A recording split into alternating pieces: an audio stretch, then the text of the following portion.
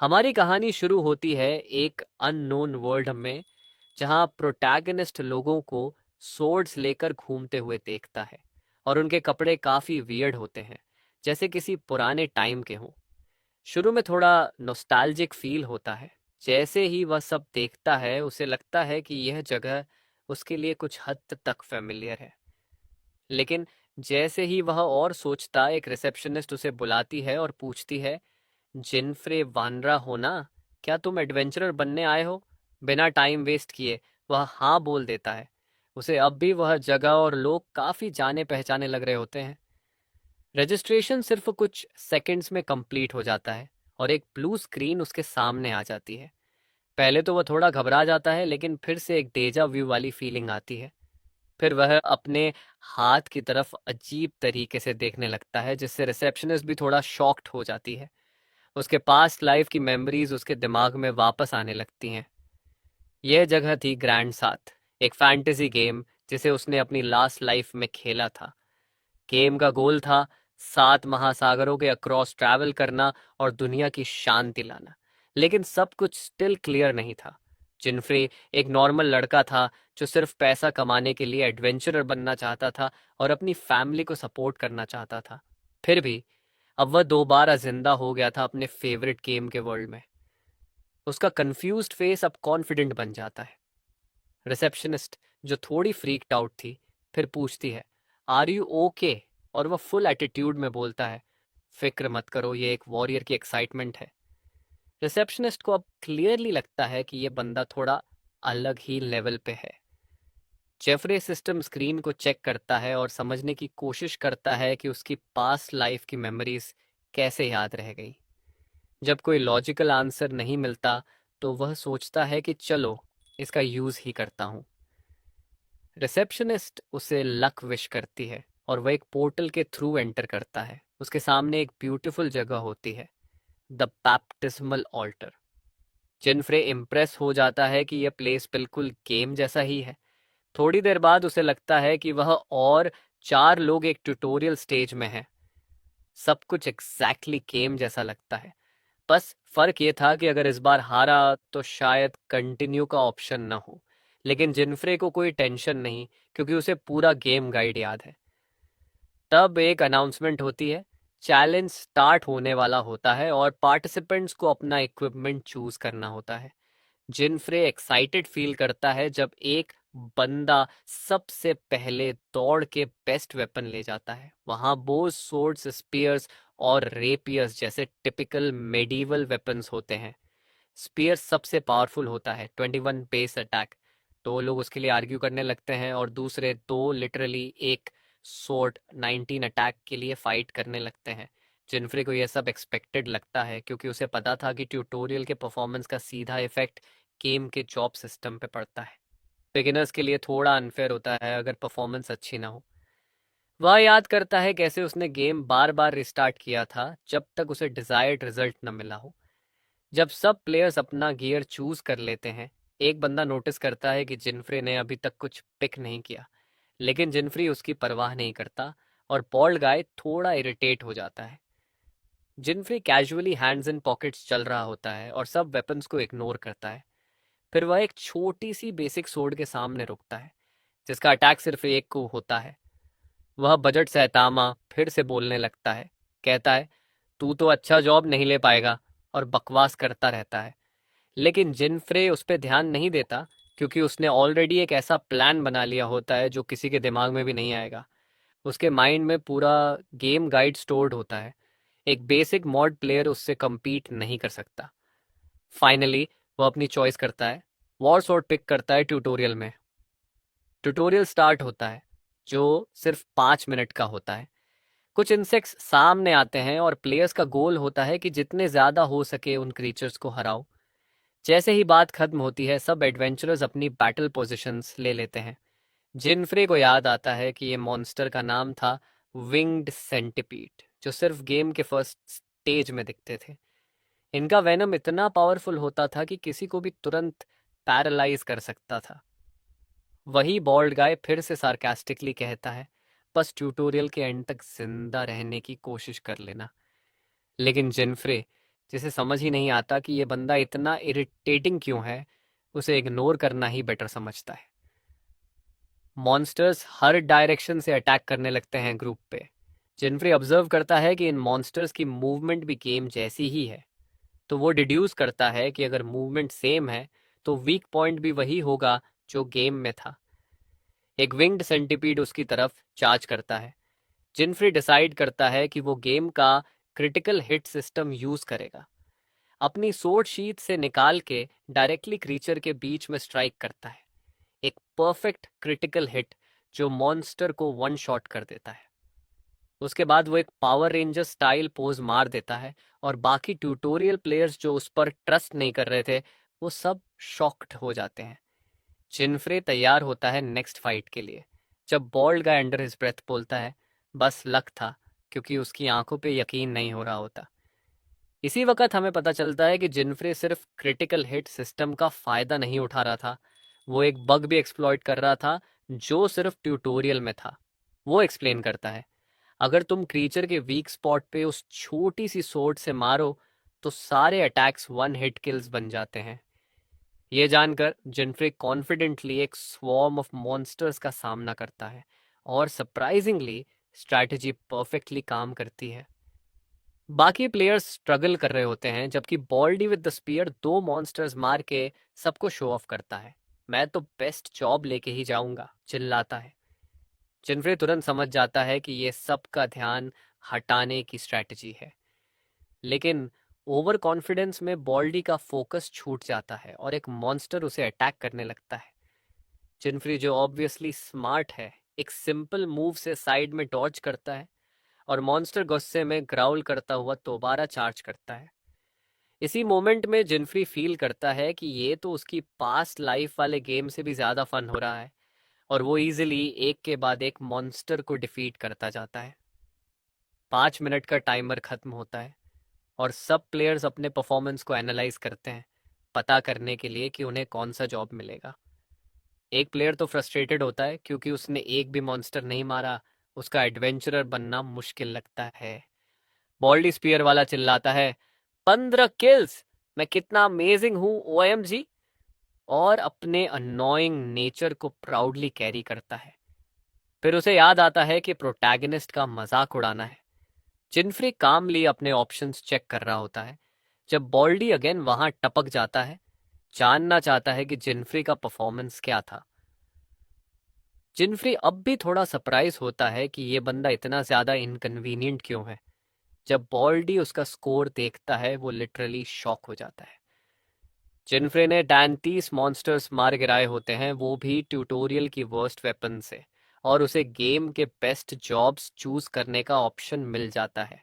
Baldy कुछ कह नहीं पाता, बस हल्की सी स्टैमरिंग के साथ बोलता है, मैं भी सोर्ड्समैन बन सकता हूँ। इवन आफ्टर इंटरप्ट होने के बाद भी जिनफ्री पोलाइटली उसे कॉन्ग्रेट्स बोलता है, फिर वापस अपने चॉइसेस पे फोकस करता है। उसे याद आता है कि सोर्ड्समैन और समनर गेम के सबसे पॉपुलर और पावरफुल जॉब्स थे। लेकिन जिनफ्री अपना डिसीजन अलग लेता है, वो कंबाइनर चूज करता है। ये सुन के सब ट्यूटोरियल पार्टिसिपेंट्स शॉक हो जाते हैं। स्पीयर वाला बॉल्डी बोलता है, क्या तू पागल है, ये तो सबसे बेकार जॉब है। लेकिन जिनफ्रे सिर्फ एक मिस्चीवस सी स्माइल देता है, इन्वेंट्री ओपन करता है और क्वाइटली सोचता है, सब कुछ प्लेयर पे डिपेंड करता है। उस प्रोफेशन का यूज करके जिनफ्री का असली गोल उन 33 मॉन्स्टर्स को हराना नहीं था, बल्कि ट्यूटोरियल मैप में मिलने वाले 3 स्पेसिफिक आइटम्स कलेक्ट करना था जो सिर्फ वहीं मिलते थे। और इस बात से completely clueless baldy with a spear बस शॉक में उसे घूरता रह जाता है। तब उसे फाइनली समझ आता है कि जिनफ्री ही प्रोटैगनिस्ट क्यों है। जिनफ्री उन 3 आइटम्स को अपनी टट्टी सी शॉर्ट सोर्ड के साथ कंबाइन करता है, क्योंकि कंबाइनर प्रोफेशन के थ्रू वो कुछ स्पेसिफिक आइटम्स को मिलाकर नई चीज़ें बना सकता था और अपने नए स्किल्स का यूज़ करके वो सोर्ड ट्रांसफॉर्म होने लगती है, एक ऐसी पावरफुल वेपन में जो गेम के बेसिक फंडामेंटल्स तक तोड़ सकती थी। अब उस न्यू वेपन का नाम था सेंटिपीड। पहले जिसका अटैक सिर्फ एक था, अब वो बढ़कर हो गया 66। साथ ही एक क्रिटिकल स्किल भी मिला जो अगर एनिमी के वीक स्पॉट पे हिट करे तो 3 गुना डैमेज देता था। ये एक्चुअली एक सीक्रेट आइटम था गेम में, जो शायद सिर्फ उसी को पता था इस ट्यूटोरियल स्टेज में। जब ट्यूटोरियल कंप्लीट होता है तब हमें ये समझ आता है कि किसी एडवेंचरर की स्ट्रेंथ डिपेंड करती है लेवल और प्रोफेशन पे। इक्विपमेंट बस एक सपोर्ट टूल होता है जो अटैक और डिफेंस बढ़ाता है, लेकिन कुछ आइटम्स सीक्रेट इक्विपमेंट होते हैं जो गेम के नॉर्मल रूल्स तोड़ देते हैं। अपनी जर्नी कंटिन्यू करते हुए जिनफ्री फाइनली एडवेंचरर सिटी पहुंचता है। रोड्स पे काफी लोग घूम रहे होते हैं, कॉमर्स चल रहा होता है, जगह उसके लिए काफी फैमिलियर लगती है। एक वुमन आती है और जिनफ्रे को एप्पल ऑफर करती है। वो एक खरीद लेता है और सोचता है अपने अगले चैलेंज के बारे में। पेट भर के उसका सिंपल आइडिया था। हर कॉन्टिनेंट में कुछ रैंक्ड डंजन्स होते हैं जो प्लेयर को क्लियर करने होते हैं। नॉर्मली लोग रैंक एफ से शुरू करते हैं, लेकिन प्रोटैगनिस्ट सीधा चला जाता है रैंक सी एक डंजन में। डंजन एंटर करते ही उसका गोल क्लियर होता है, लोकल बॉस को हराना, क्योंकि बाहर निकलने के लिए जीतना ही पड़ेगा। अभी वो सिर्फ लेवल 1 था, जबकि ये डंजन रिकमेंडेड था लेवल 17 टू 30 प्लेयर्स के लिए। अभी वो सोच ही रहा होता है कि अपनी लो डिफेंस के साथ ये कैसे हैंडल करे, तभी लेवल 17 मॉन्स्टर सामने आ जाता है। अटैक करने रेडी। जिनफ्री तुरंत सेंटिपीड समन करता है और बैटल के लिए तैयार हो जाता है। वो जानता था कि अगर एक भी हिट लग गया तो गेम ओवर हो सकता है। मॉन्स्टर का क्विक अटैक आता है, लेकिन जिनफ्रे को उसका कॉम्बैट पैटर्न अच्छी तरह याद होता है। उसे पता होता है कि अटैक के तुरंत बाद मॉन्स्टर वुल्नरेबल होता है, तो वो साइड से अटैक करता है और सीधा उसके वीक पॉइंट पे स्ट्राइक करता है और उसे 2 टुकड़े में काट देता है। उस इजी विन के बाद जिनफ्री डायरेक्टली 9 स्तर की छलांग कर जाता है। उसके बेस एट्रीब्यूट्स इंस्टेंटली अपग्रेड हो जाते हैं। स्पेशल पॉइंट्स का यूज करके वो अपनी डिफेंस मैक्स करता है। जिनफ्री काफी प्लीज्ड होता है कि अब तक सब कुछ प्लान के मुताबिक जा रहा है और अब सेंटिपीड के साथ वो रैंक भी डंजन्स तक जा सकता है। लेकिन सेंटिपीड को अच्छी तरह जानते हुए वो समझता है कि इस वेपन का ट्रू पोटेंशियल अब भी अनलॉक होना बाकी है। तो वो डिसाइड करता है कि थोड़ा और लेवल अप करेगा और बॉस तक कामली प्रोग्रेस करता है। जंगल से गुजरते हुए उसे फील होता है कि उसे सराउंड किया जा रहा है। तभी 3 नए मॉन्स्टर्स सामने आते हैं, रेडी टू अटैक। ये क्रीचर्स थे ब्लैक कोबरा, एक टाइप का मिनी बॉस, और उनका एक साथ आना बहुत रेयर था। सोचने का टाइम मिले बिना एक कोबरा फुल स्पीड में चार्ज करता है, लेकिन जिनफ्रे लास्ट सेकंड पे डॉज कर जाता है। मॉन्स्टर काफी अग्रेसिव होता है और एक और अटैक ब्लाइंड स्पॉट से आता है। जिनफ्री साइड जंप करता है डॉज करने के लिए। जैसे ही वो जमीन पे लैंड करता है, 2 और कोबराज उस पर डबल चार्ज मारते हैं। वो उनके अटैक पैटर्न्स जानता है, लेकिन फिर भी उसे काम रहना पड़ता है। उसे याद आता है कि कहाँ स्ट्राइक करना है क्रिटिकल हिट के लिए। वो एक कोबरा के नेक की तरफ लीप करता है, लेकिन उसका अटैक इजीली ब्लॉक हो जाता है। तब उसे समझ आता है कि ये क्रीचर्स अपने आप को डिफेंड कर रहे हैं, जो गेम वर्जन में कभी नहीं होता था। इसी बीच एक कोबरा एडवांटेज लेके पीछे से उस पर अटैक कर देता है और वो पहला मॉन्स्टर बन जाता है जो प्रोटैगनिस्ट को डायरेक्ट हिट करता है।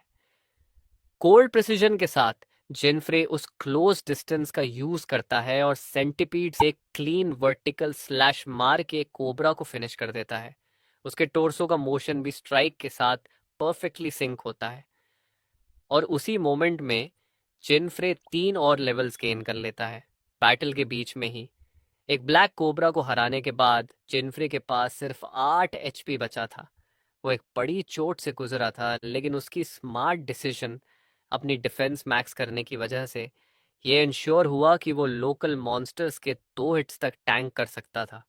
एनिमीज को हराते हराते उसने सेंटिपीड की दूसरी एबिलिटी भी अनलॉक कर ली थी। दूसरे दोनों क्रीचर्स उस बात का फायदा उठाना चाहते थे कि वो अब भी ग्राउंड पे गिरा हुआ था, लेकिन जिनफ्रे ने तुरंत एट्रीब्यूट्स रीअलोकेट किए, अपनी सारी डिफेंस पॉइंट्स हटा के स्पीड मैक्स कर दी और एक पलक झपकने के अंदर ही उसने दोनों मॉन्स्टर्स को एक ही मूव में खत्म कर दिया। सेंटिपीड की नई एबिलिटी उसकी स्पीड 10 गुना तक बढ़ा देती थी, बस शर्त ये थी कि AP लो होना चाहिए।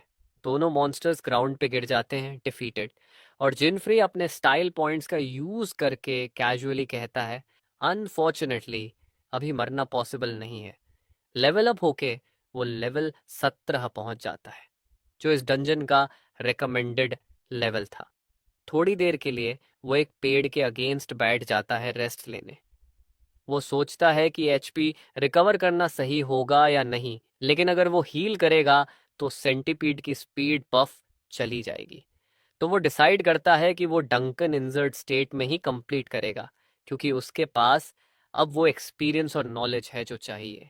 लेकिन अब ये सिर्फ वो गेम नहीं था, उसे रियलाइज होता है कि चोट सच में रियल थी। फिर भी बिना रुके वो नेक्स्ट एनिमी की तरफ बढ़ता है, एक और क्विक स्ट्राइक करता है क्रीचर के वीक पॉइंट पे स्टाइलिश पोज के साथ, और मॉन्स्टर पीछे गिरता है। ऐसा लग रहा था जैसे जिनफ्रे अभी तक वीक मॉन्स्टर्स को टारगेट कर रहा था, ताकि अननेसेसरी रिस्क ना लेना पड़े। उसका गोल था जितना हो सके एक्सपीरियंस अक्यूमुलेट करना। लेकिन ये इजी नहीं था, क्योंकि वो अपने कंबाइंड स्किल्स का यूज करके बॉस फाइट से पहले अच्छा प्रिपेयर करना चाहता था। जिनफ्रे को याद आता है उस लॉन्ग आइटम लिस्ट का जो उसे चाहिए थी, और वो लोकल एनिमीज को बिना किसी प्रॉब्लम के हराता जाता है। इतना कुछ सिर्फ एक रैंक्ड आइटम के लिए काफी लग रहा था। उसे याद आता है कि उसके पास्ट लाइफ में लोग इस गेम को इसी वजह से हेट करते थे, लेकिन कंप्लेन करना हेल्प नहीं करेगा। तो वो डिसाइड करता है कि पहले मटेरियल्स कलेक्ट करे, फिर बॉस से लड़ेगा। कुछ टाइम डंजन के अंदर गुजरता है, और अभी तक उसके पास रिक्वायर्ड 7 आइटम्स में से सिर्फ 3 ही कलेक्ट हो पाए होते हैं। तभी पीछे से एक आवाज़ उसका नाम लेती है। वो पलट के देखता है और सामने खड़ा होता है एक बंदा जो उसी के विलेज से था।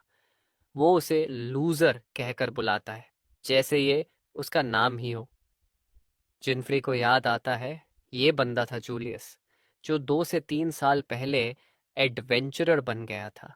जूलियस उसका मजाक उड़ाता है और उसकी कंबाइनर प्रोफेशन को चीप बोलता है, अपने आप को सुपीरियर दिखाने की कोशिश करता है।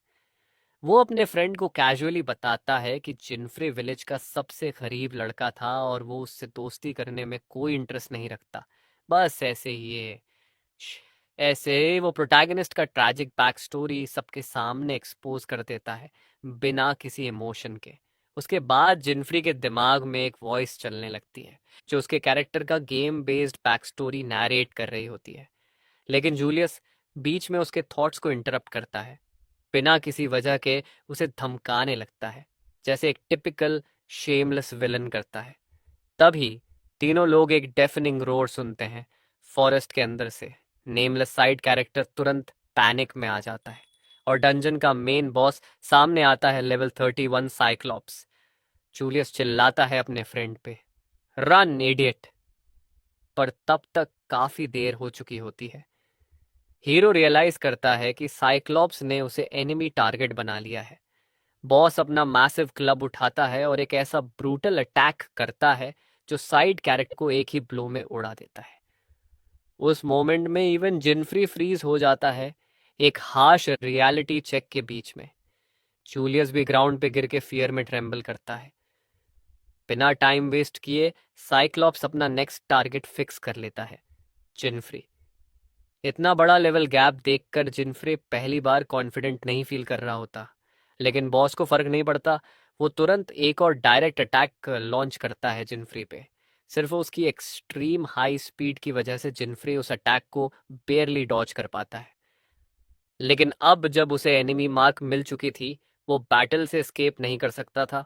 उसके पास सिर्फ एक ऑप्शन था, fight till the end. Monster एक और जोरदार रोर करता है, फिर से अपना क्लब उठाता है और एक और डेवास्टेटिंग स्ट्राइक मार देता है, जो बस थोड़ा सा चूक जाता है, क्योंकि जिनफ्रे पहले से बॉस के अटैक पैटर्न्स जानता था और उसके पास इतनी स्पीड थी कि वो इजीली डॉज कर सके। उसका सो कॉल्ड अक्विंटेंस जूलियस, जो अब तक शॉक में ग्राउंड पे बैठा था, कंप्लीटली स्टन्ड था जिनफ्री की स्किल्स देख के। उसके सामने हो रहा सीन उसके लिए मान पाना मुश्किल था। कन्फ्रंटेशन काफी फ्रेनेटिक था, और जिनफ्री समझ गया कि सिर्फ भाग के कुछ सॉल्व नहीं होगा। साइक्लॉप्स का क्लब एक बार फिर जमीन पे लगता है और पूरी जमीन काम जाती है, लेकिन इसी मोमेंट में एक ओपनिंग बनती है। जिनफ्रे क्विकली कंपोजर रिगेन करता है और क्लब पे चढ़ जाता है, जिससे बॉस और भी फ्यूरियस हो जाता है। वो बॉस के लेफ्ट हैंड पे जंप करता है और मोमेंटम लेते हुए स्काई की तरफ शूट करता है। बॉस के पीछे के एरिया में कंफ्यूज्ड साइक्लॉप्स को छोड़ते हुए जिनफ्रे का क्लियर गोल होता है, उसके नेप पे प्रिसाइज स्ट्राइक करना। अपनी ही फॉल का यूज करके वो मैक्सिमम फोर्स से अटैक करता है, लेकिन लाइफ कोई फेरी टेल नहीं है। वो अटैक भी साइक्लॉप्स को डैमेज नहीं कर पाता। बस रिजल्ट होता है बॉस का और गुस्सा होना। बॉस अपनी ही बैक पे मारने की कोशिश करता है जिनफ्रे को, लेकिन वो बहुत स्लो होता है। इतनी इंटेंस फाइट बिना प्रॉपर प्रिपरेशन के आसान बिल्कुल भी नहीं थी। जूलियस, जो अभी तक बस बोल रहा था कि वाओ क्या फाइट है, वो भी अब एक पुश के पीछे चिपक के फाइट को देख रहा था। जिस लड़के को उसने अंडर एस्टिमेट किया था, वो इतनी इंसेन तरीके से फाइट कर रहा था। वो समझने की कोशिश करता है कि ये लड़का इतना फास्ट कैसे हो गया। साइक्लॉप्स तो कंटिन्यूअसली अटैक कर रहा था बिना रुके। जिनफ्रे जब डैमेज नहीं कर पा रहा था, उसे अपना ऑल्टरनेटिव प्लान याद आता है, मिसिंग इंग्रेडिएंट्स ढूंढना। तभी उसे पता चलता है कि सारे इंग्रेडिएंट्स वहीं बुश के पास पड़े हैं जहां जूलियस डर के मारे छुपा हुआ है। जिनफ्रे तुरंत डैश करता है, वहां मिसिंग इंग्रेडिएंट्स कलेक्ट करता है और आसपास वाटर भी ढूंढता है। सब कुछ मिल जाने के बाद वो अपनी कंबाइनर एबिलिटी का यूज करता है और एक पर्पल फ्लास्क में पॉइजन बनाता है। जूलियस को लगता है कि एक सिंपल पॉइजन से साइक्लॉप्स नहीं हारा जाएगा, तो वो वॉर्न करने की कोशिश करता है, लेकिन जिनफ्री ने अर्लियर कलेक्टेड स्नेक आइटम्स का यूज करके और भी पावरफुल पॉइजन क्रिएट कर लिया था। जूलियस फाइनली शॉक में आ जाता है जिनफ्री की एबिलिटीज देख के, जिसे उसने अंडर एस्टिमेट किया था। जिनफ्री फ्लास्क ओपन करता है, पॉइजन को सेंटीपीड के साथ कंबाइन करता है और वेपन फिर से ट्रांसफॉर्म होता है, अपनी ट्रू ब्लेड फॉर्म दिखाता है। इवन जूलियस एक मोमेंट के लिए साइक्लॉप्स को भूल जाता है, इतना ज्यादा वो स्टन्ड होता है। लेकिन जिनफ्रे का कॉन्फिडेंस वापस आ गया होता है और वो वापस बैटलफील्ड में एंटर करता है। साइक्लॉप्स क्लब फिर से रेस्ड हाई, लेकिन जिनफ्रे के अगेंस्ट वो अटैक फिर चूक जाता है।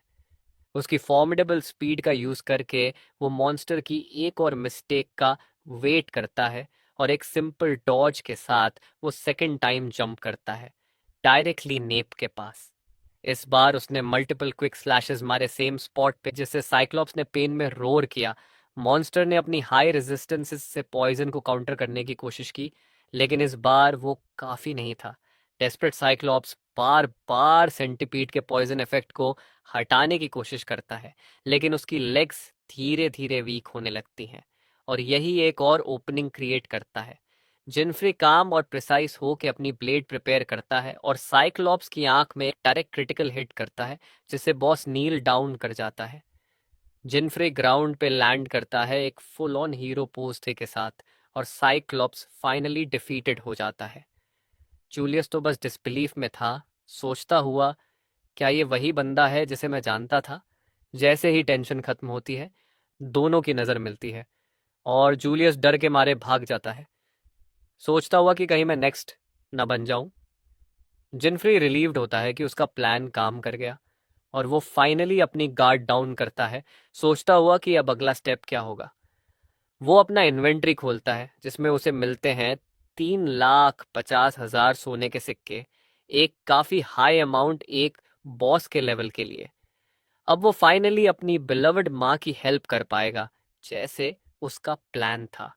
लेकिन इसके अलावा मेन रिवॉर्ड था एक special item, cyclops eye of rarity C. थोड़ा डिस्गस्टिंग लगता है एक डेड आई पॉकेट में ले जाना, बट उसी से वो अपना नेक्स्ट सीक्रेट इक्विपमेंट बनाएगा। डंजन से बाहर आने के बाद जिनफ्री एक नई जगह जाता है, जिसका नाम होता है फ्लैट प्लेन। एक ऐसी जगह जहां उसे नॉस्टैल्जिया फील होती है और वो याद करता है इस गेम का अल्टीमेट गोल, पूरे 7 कॉन्टिनेंट्स में डीमन गॉड को डिफीट करना, स्टार्टिंग विद दैट वन। लेकिन उसके लिए जिनफ्रे को एक और सीक्रेट इक्विपमेंट ढूंढना था और इसलिए एक साइकिल जरूरी था। तभी एक ग्रुप ऑफ मॉन्स्टर्स जो वुल्व्स जैसे लग रहे थे सामने आए अटैक करने के लिए। लेकिन वो ईजिली डिफीट हो गए बाय द प्रोटैगनिस्ट, जिसने डिसाइड किया कि आगे बढ़ने से पहले थोड़ा और लेवल अप कर लेता हूँ। उसका मिशन क्लियर था, सारे डीमन गॉड्स को हराना, एक पीसफुल वर्ल्ड क्रिएट करना, अपनी बिलवेड माँ के लिए काफ़ी पैसे कमाना और उन सब लोगों को साइलेंस करना जिन्होंने कभी उस पर डाउट किया था। उसके लिए सिर्फ एक ही चीज़ चाहिए थी, और वो था और भी ज़्यादा स्ट्रॉन्ग बनना। थोड़ा टाइम गुजरा और रूमर्स फैलने लगे कि एक यंग एडवेंचरर ने ट्यूटोरियल फेज में 33 मॉन्स्टर्स हरा दिए। जेफरे वैन रेड का नाम धीरे धीरे दुनिया भर में मशहूर होने लगा। हर सिटी में लोग स्पेकुलेट करने लगे कि ये मिस्टीरियस लड़का कौन है, कैसा दिखता है। लेकिन जिनफ्रे, जो इस सब से बिल्कुल अनजान था, शांति से अकेला ही लेवल अप करता रहा। जो आइटम्स उसे चाहिए थे वो सब उसने कलेक्ट कर लिए थे। बस एक ही आइटम अभी भी मिसिंग था, कोबाल्ट बर्ड फेदर्स। ये किसी रेयर मॉन्स्टर से नहीं मिलता था, लेकिन फिर भी उसके पास अब तक नहीं आया था। फर्स्ट कॉन्टिनेंट में टोटल 7 डंजन्स थे, जिनमें से 6 रैंक एफ से लेके रैंक ए तक के थे, और लास्ट डंजन जहां डीमन गॉड था वो रैंसिस कहलाता था। जिनफ्री जहां था वही जगह कोबाल्ट बर्ड के स्पॉन होने के हाईएस्ट चांस वाली थी, लेकिन फिर भी एक भी कोबाल्ट बर्ड नहीं मिला था। इस सिचुएशन को देखते हुए प्रोटैगनिस्ट ने डिसाइड किया कि थोड़ा ब्रेक ले और सिटी जाकर थोड़ा इन्फॉर्मेशन गैदर करे। सिटी के थ्रू आराम से वॉक करते हुए जब वो एक शॉप ढूंढ रहा था, एक पर्टिकुलर स्टोर ने उसका अटेंशन खींच लिया। जैसे ही उसने दरवाजा खोलने की कोशिश की, अंदर से चिल्लाने की आवाजें आईं।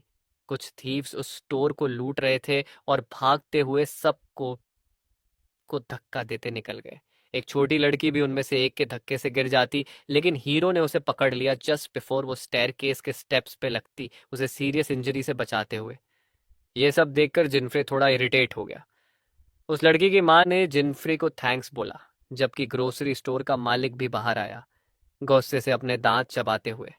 उसने बताया कि ये चोर एक गिल्ड से बिलोंग करते हैं, माउंटेन डॉग्स गिल्ड, जो इस रीजन को अपना टेरिटरी बना चुकी है। ये सुनकर जिनफ्रे को समझ आया कि शायद इसी वजह से उसे वो मिसिंग आइटम अब तक नहीं मिला। मर्चेंट काफ़ी उदास था। उसने बताया कि अब उसे अपनी शॉप कुछ दिन के लिए बंद करनी पड़ेगी। ये सब साइलेंटली ऑब्जर्व करते हुए जिनफ्री ने एनालाइज किया, क्या ये गिल्ड से अकेले लड़ना वर्थ होगा। लेकिन थोड़ी देर पहले जो सीन उसने देखा था उसने उसके अंदर का गुस्सा जगा दिया, और बिना सोच विचार किए उसने चोरों के पीछे जाना स्टार्ट किया, सिटी के एलीज और बैक स्ट्रीट्स में। फाइनली जिनफ्री ने उन्हें ढूंढ निकाला। वो अपने लूट के बारे में बातें कर रहे थे, और ऐसे में चांसेस हाई थे कि कोबाल्ट बर्ड फेदर्स उनके स्टोलन आइटम्स में हो सकते थे। जिनफ्री ने जगह को क्लोजली ऑब्जर्व किया, और उसकी नज़र छोटी ग्लास बॉटल्स पे पड़ी जिसमें ब्लू टिंट था। ये वही था जो उसे चाहिए था। चोर लोग बात भी कर रहे थे उस एडवेंचरर के बारे में जिसने ट्यूटोरियल में 33 मॉन्स्टर्स हरा दिए थे, लेकिन जिनफ्री इतना लॉस्ट था अपना प्लान बनाने में कि उसे पता भी नहीं चला कि वो बात उसी के बारे में हो रही थी। पर जैसे ही उसने प्लानिंग कंटिन्यू की, एक चोर उसके बिल्कुल पीछे आ गया। उसने एक नाइफ उस पर तान दिया। जिनफ्री को पता भी नहीं चला, क्योंकि वो थीफ स्टेल्थ एबिलिटी का यूज कर रहा था। डायरेक्ट कन्फ्रंटेशन अवॉइड करने के लिए जिनफ्री ने कुछ एक्सक्यूजेस देने की कोशिश की, लेकिन एक चोर दूसरे चोर को तो पहचान लेता है। उसका डिस्गाइज फ्लॉप हो गया और उसके पास कोई एस्केप का ऑप्शन नहीं था। चोर ने क्विक स्लैश मारने की कोशिश की, लेकिन जिनफ्रे ने आसानी से डॉच किया और अपना सेंटीपीड समन करके अटैक अवॉइड किया। चोर के एडवांस का यूज करके उसने उसका सपोर्ट फुट किक किया, और जैसे ही वो नीचे गिरा, जिनफ्री ने एक पंच मारा उसके नेक पे, उसे नॉकआउट कर दिया। फाइट की आवाज ने बाकी चोरों का अटेंशन अट्रैक्ट किया, और उन्होंने देखा कि कोई स्ट्रेंजर उनकी जगह पे स्नूप कर रहा था। ज्यादा फाइट अवॉइड करने के लिए जिनफ्री ने सीधा सच बोल दिया दैट वो बस कोबाल्ट बर्ड फेदर्स ढूंढने आया है, लेकिन एक डेडली ब्लेड हाथ में लेके ये कहना कि मैं फाइट नहीं चाहता थोड़ा आयरोनिक था। अब उसे पूरा यकीन हो गया था कि बिना फाइट के यहाँ से निकलना मुश्किल है। अब जिनफ्रे ने कमजोर बनने का नाटक छोड़ दिया और ब्रूट फोर्स के साथ चार्ज करने का डिसाइड किया। थीव्स गिल्ड ने अपने वेपन्स निकाल लिए। उनमें से एक जिनफ्रे की तरफ दौड़ा, लेकिन उसका अटैक इजीली डॉज हो गया। और प्रोटैगनिस्ट ने ब्लेड के ब्लंट साइड से सीधा उसकी नाक पे स्ट्राइक किया। बाकी सब चोर उस लड़के को घूरते रहे जब उनका दोस्त पेन में चिल्लाया। तभी एक और बैंडिट ने पीछे से अटैक किया, लेकिन जिनफ्रे ने झुककर स्लैश डॉज किया और तुरंत अपने बॉडी को स्पिन करते हुए थक के चेस्ट पे एक डायरेक्ट किक मारी। फिर एक और थीफ ने स्पीयर के साथ अटैक किया, लेकिन जिनफ्रे ने उसका वेपन एक हाथ से पकड़ लिया, उसे अपनी तरफ खींच लिया और उसके स्टमक में एक इतना स्ट्रॉन्ग पंच मारा कि सिस्टम ने उसे क्रिटिकल हिट माना। तभी एक और बैंडिट ने जिनफ्री के ब्लाइंड स्पॉट का फायदा उठाने की कोशिश की और एक जायंट एक्स के साथ ऊपर से स्लैश मारा, लेकिन प्रोटैगनिस्ट ने स्क्वाट करते हुए वो अटैक भी डॉज कर लिया और सेंटीपीड के हिल्ट से उसके चिन पे जोर का स्ट्राइक मारा। जिनफ्रे ने फिर से समझाने की कोशिश की कि उसकी नीयत सिर्फ कोबाल्ट बर्ड फेथर्स लेना था, कोई लड़ाई नहीं। 4 चोर ग्राउंड पे गिरे पड़े थे बिना कोई सिवियर इंजरी के, लेकिन इस बार जिनफ्री पहली बार ऑफ गार्ड पकड़ा गया जब एक थीफ ने स्टेल्थ एबिलिटी का यूज करके ऑलमोस्ट एक प्रिसाइज स्ट्राइक कर दिया जो जिनफ्रे ने लास्ट मोमेंट पे ब्लॉक किया। ये बंदा दूसरों से ज्यादा स्किल्ड लग रहा था और वही था जिसने पहले छोटी लड़की को स्टेयर से धक्का दिया था। दोनों की आंखों में आंखें मिली और उस आदमी ने अपना इंट्रोडक्शन दिया एज द फेमस सब मास्टर ऑफ द गिल्ड, मसूओ। उसने जिनफ्रे को डराने की कोशिश की और बोला कि उसका नाम तो उसने जरूर सुना होगा, लेकिन जिनफ्री ने सीधा बोल दिया, मुझे नहीं पता तू कौन है। ये सुनकर मसूओ गुस्से से लाल हो गया और दोबारा अटैक किया। जिनफ्रे ने नोटिस किया कि उसके पास काफी हाई रैंक वेपन था कंपेयर टू बाकी चोरों के पास के वेपन्स, लेकिन मसूओ सब कुछ इग्नोर करता रहा और जिनफ्रे को थ्रेटन करता रहा। बोलता गया कि उसके पास जो तलवार है वो तो शायद लक से मिल गई, लेकिन असली चीज होती है एडवेंचरर की प्रोफेशन और स्किल्स, नॉट इक्विपमेंट। जिनफ्रे ने उसकी अटैक्स ब्लॉक करने में ज्यादा एफर्ट भी नहीं डाला, आराम से डॉज करता रहा जब मासूओ का पावरफुल स्लैश जमीन पे लगा और थोड़ा क्रैक कर गया। मसूओ मॉक करता रहा जिनफ्रे की एबिलिटीज को, उसके ट्यूटोरियल आर्मर को पॉइंट करते हुए बोला कि वेपन तो रेयर है लेकिन बंदा खुद वीक है। उसने कहा कि शायद जिनफ्री ने कभी किसी रियल एक्सपीरियंस्ड एडवेंचरर से फाइट ही नहीं की। फिर उसने काफी सारे फ्लोटिंग डैगर समन किए और सब एक साथ लॉन्च किए जिनफ्रे पे, लेकिन जिनफ्री ने इजीली डिफ्लेक्ट कर दिए। मासूओ फिर लेक्चर देने लगा कि जब एडवेंचरर्स का बैटल होता है तो सबसे पहले ओपोनेंट के स्किल्स एनालाइज करने चाहिए ताकि एडवांटेज मिल सके। उसने कहा कि जिनफ्रे के कपड़ों को देख के वो इजीली बता सकता है कि वो सिर्फ एक कंबाइनर है, इसलिए बस उसके सोर्ड मूवमेंट्स पे फोकस करना होगा। फिर उसने जिनफ्रे को चैलेंज किया कि उसका प्रोफेशन गेस करो ताकि वो प्रिडिक्ट ना कर सके उसके एबिलिटीज, लेकिन जिनफ्रे के पास तो पूरे गेम का वॉक थ्रू दिमाग में था, तो उसने कैजुअली बोल दिया, तू सिर्फ एक नॉर्मल थीफ है। ये सुनकर सब मास्टर मासूओं का दिमाग हिल गया और उसने चिल्लाते हुए अपना प्रोफेशन रिवील किया, मैं एक समनर हूँ जो कि ट्यूटोरियल में दिखाए गए 2 सबसे स्ट्रॉन्ग क्लासेस में से एक था।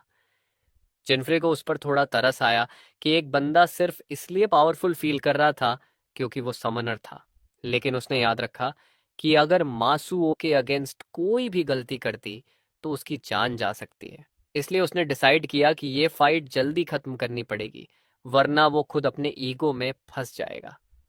उसने एक हाई स्पीड अटैक के साथ चार्ज किया, लेकिन उसके स्ट्राइक करने से पहले 2 और बैंडिट्स जिनमें वही स्टेल्थ एबिलिटी थी उसके पीछे से आ गए और उसे ऑफ गार्ड पकड़ लिया। जिनफ्रे ने एक एक्रोबैटिक फ्लिप के थ्रू उनके अटैक से वेट किए, नैरोली अपने स्टमक पे डायरेक्ट हिट से बचा। डॉज करते हुए वो सब मास्टर के क्लोज आ गया और सेंटीपीड के हिल्ट से उसके वल्नरेबल पार्ट्स पे एक जोर का ब्लो मारा। वो बंदा बस तभी समझा जब उसके वल्नरेबल स्पॉट पे सीधा हिट हुआ, एक सुपर क्रिटिकल हिट, और उसने पेन में इतना जोर से चिल्लाया कि आसपास के बिल्डिंग्स के शीशे तक टूट गए। उसके मुंह से थोड़ी सी झाग भी निकल रही थी। उसका एक चमचा तुरंत मासूओं के पास भागा देखने के लिए कि वो ठीक है या नहीं। जिम्फ्री ने माफी मांगने की कोशिश की जो उसने माउंटेन डॉग्स गिल्ड के बिलवड सब मास्टर के साथ किया था, लेकिन उसी मोमेंट का फायदा उठा के उसने पूरी गैंग के ऊपर एक ईरी और थ्रेटनिंग एटमॉस्फेयर क्रिएट कर दिया। उसने उन सबको धमकाया कि अगर उन्हें भी मासूओं की तरह नहीं गिरना तो कोबॉट बर्ड फेदर्स तुरंत दे दे। चोर लोग तुरंत मानने को तैयार हो गए, लेकिन बैकग्राउंड में कुछ और लोग अचानक से आ गए और हीरो की तरफ उंगली दिखा के बोलने लगे कि ये लड़का शायद किसी राइवल गिल्ड से है। प्रोटैगनिस्ट को ये अननेसेसरी ट्रबल देख के थोड़ा फ्रस्ट्रेशन हुआ, क्योंकि अब वो और ज्यादा लोगों से घिर गया था। कुछ बैंडिट्स को तो यकीन ही नहीं हो रहा था कि ये पूरा केओस सिर्फ एक बंदे ने क्रिएट किया है। जब उन्होंने मसूओं को जमीन पर डिफीटेड पड़ा देखा तो उन्हें समझ ही नहीं आया कि हुआ क्या, और सोचने लगे कि शायद जिम्फ्री ने उसे तब मारा जब वो ड्रंक था। ये सब अब्सर्ड असम्पशन सुन के जिम्फ्री बिल्कुल स्टन्ड रह गया। तभी बैकग्राउंड से एक आवाज आई। वो आदमी क्लियरली किल्ड का सबसे पावरफुल बंदा लग रहा था। सारे थीव्स उसके पास भाग गए और उसे मास्टर बुलाते हुए पूरी सिचुएशन एक्सप्लेन करने लगे। जब तक वो बोल रहे थे, जिनफ्रे उस आदमी को एनालाइज कर रहा था। जब उसने मासू को जमीन पे गिरा देखा तो उसने फाइनली सिचुएशन समझी और जिम्फ्री से आंखों में आंखें डाल के पूछा, तू कौन सी गिल्ड से है? जिम्फ्री ने बोला, मैं किसी गिल्ड से नहीं हूँ, अकेला आया हूँ। जो सुन के थीव्स का मास्टर हैरान रह गया। फिर वो हंसने लगा और बोला कि उसे लड़का पसंद आया और उसने जिम्फ्री को अपने क्रू में ज्वाइन करने का ऑफर दिया। एक ऑफर जिसने प्रोटैगनिस्ट को स्पीचलेस कर दिया। उसने बोला, नॉर्मली तो मैं तुझे पीट देता, लेकिन तू मासूओं को हरा पाया, इसका मतलब तू वीक नहीं है।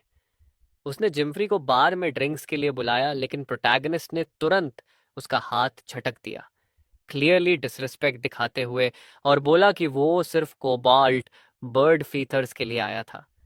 उसने उनकी गिल्ड की इंसल्ट करते हुए डिमांड किया कि जो चाहिए उसे दिया जाए। ये बात सुन के थीव्स का मास्टर गुस्से से कांपने लगा। जिम्फ्रे ने सच्चाई उसके मुंह पे देखते हुए बोल दिया कि उसके मेंबर्स सिर्फ कमजोर लोगों का फायदा उठाते हैं। ये सुन के मास्टर ने तुरंत एक जायंट एक्स निकाला और जमीन पे इतनी जोर से मारा कि पूरे एरिया का एक बड़ा हिस्सा टूट गया और एक बड़ी डस्ट क्लाउड उठ गई। फिर उसने कहा कि उसने अपना डिसीजन चेंज कर लिया है, क्योंकि पहली बार उसने किसी इतने रेकलेस बंदे को देखा है और अब वो इस लड़के को जबरदस्ती अपना सबॉर्डिनेट बनाएगा। जिम्फ्री ने उसके पहले अटैक से अंदाजा लगा लिया कि ये बंदा सिर्फ एक नॉर्मल चोर नहीं है। उसने एक और स्ट्राइक की, जिसे डॉज करके मास्टर ने नीचे से ऊपर एक्सिस का स्विंग मारा। जिम्फ्री ने एक समरसॉल्ट के साथ पीछे की तरफ फ्लिप किया। समझ गया कि अगर ये बंदा अपने प्रोफेशन एबिलिटीज यूज करेगा तो ये फाइट बहुत टफ हो सकती है, इसलिए उसे फास्ट एक्शन लेना होगा। उसने क्राउच करते हुए मोमेंटम बनाया और लैटरल अटैक लॉन्च किया, जिससे मास्टर पहली बार हैरान रह गया, क्योंकि जिम्फ्री का अटैक डायरेक्टली उसके राइट एब्डोमेन पे लगा। अटैक मास्टर को हरा नहीं सका, लेकिन अब मास्टर भी समझ गया था कि उसके सामने खड़ा लड़का अंडर एस्टिमेट करने लायक नहीं है। तो उन्होंने इंटेंस तरीके से एक दूसरे को घूरा। तभी मास्टर ने अपना एक्स अनइक्विप किया, जिससे जिम्फ्री कंफ्यूज हो गया कि ये क्या कर रहा है। तभी उसने रियलाइज किया कि मास्टर एक फाइटर है, और जब उसने अपना मेन वेपन हटाया उसका प्रोफेशन एबिलिटी एक्टिवेट हुआ, जिसमें उसके फिजिकल एट्रीब्यूट्स 3 मिनट के लिए ट्रिपल हो गए। गिल्ड के लोग चीयर करने लगे देखे कि उनका मास्टर सीरियस फाइट मोड में आ गया है। तो उन्होंने फिर से आंखों में आंखें डाली। तभी मास्टर ने राइट हैंड से एक सॉलिड पंच मारा जिम्फ्री के फेस की तरफ, लेकिन जिम्फ्री ने टाइम पे डॉज कर लिया। लेकिन वो पंच इतना पावरफुल था कि उसके पीछे की वॉल तक टूट गई। जिम्फ्री समझ गया कि अगर एक भी पंच लग गया तो वो वहीं खत्म हो जाएगा।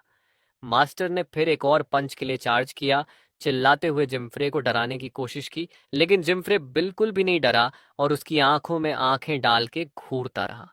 फिर उसने अपने सेंटीपीड से मास्टर के स्टमक पे एक पावरफुल क्रिटिकल हिट मारा, जिससे मास्टर पेन में चिल्लाया और जमीन पे गिर गया, डिफीटेड। और उसके सब लैकी शॉक में उसके आसपास आ गए।